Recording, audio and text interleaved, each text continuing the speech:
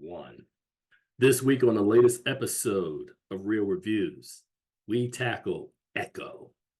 Now, in this story, Maya Lopez's ruthless behavior in New York City catches up with her in her hometown as she must face her past, reconnect with her Native American roots, and embrace the meaning of family and community.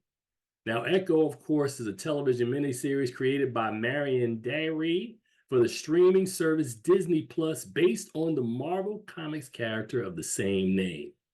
It is intended to be the 10th television series in the Marvel Cinematic Universe produced by Marvel Studios, and it also shares continuity with the films of the franchise and a spinoff of the Disney Plus series Hawkeye. Now, here's a clip from Echo. Exclusively on Hulu and Disney Plus. Kingpin thanks you for your loyalty. Viewer discretion is advised. On January 9th.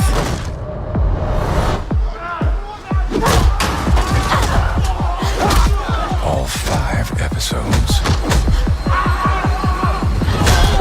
One killer drop. I wouldn't have it any other way. Don't miss Marvel's most intense series yet.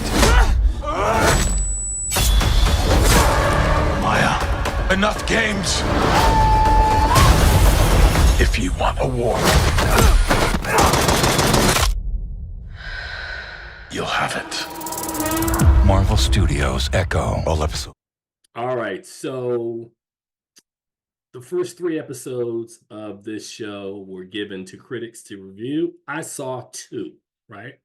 And after a kind of really strange kind of an opening that kind of gives us Maya's backstory, we head into like flashbacks from like, which connect us from Hawkeye, where we first saw her character, but now this time it's from her own point of view.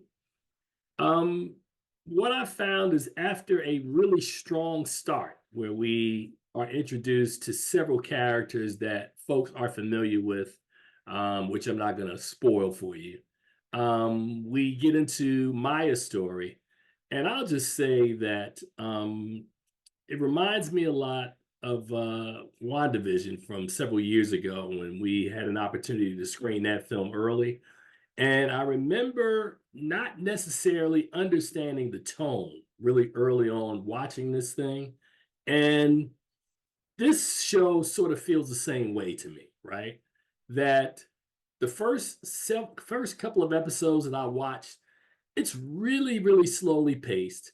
It's really, really trying to give us the detail of this world and in this story. But there's not a lot there, at least for me, that I could kind of hang on to. I thought the acting was fine, and I mean, we talked about, you know, on our podcast about the proliferation of all these Disney Plus series that since the pandemic, and how back in the day when you were talking about some of the earlier phases in the MCU, a lot of these things were connecting from movies to television shows. Now, this one does have a connection because of Hawkeye earlier, and also the world that Maya inhabits, which is the world of the Defenders. And, you know, you see a couple of appearances by a couple of those characters. But Maya's story, at least at the beginning of this series, really is moving very, very slowly. I don't know. I mean, I almost feel guilty that I don't want to dislike the show in any way, but it is not really a lot there, at least in the first 2 episodes. And it really didn't hold my interest at all. So that's not necessarily to say that maybe later on down the line, the show will pick up. But at least for now, if I had to give this thing a grade right now, I'm probably looking maybe a C plus. There's not really a lot there for me right now. And I know people at home, they're going to watch this and they're like, maybe you don't really understand the character, which may be true.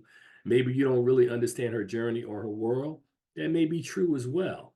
But as a critic, my job is to go in, look at what I'm looking at, and then try to assess and judge the story as it is presented to me, whether I knew the backstory or understand the context of the backstory or not.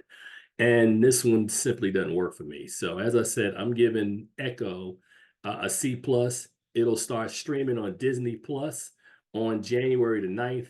You be the judge. You check it out.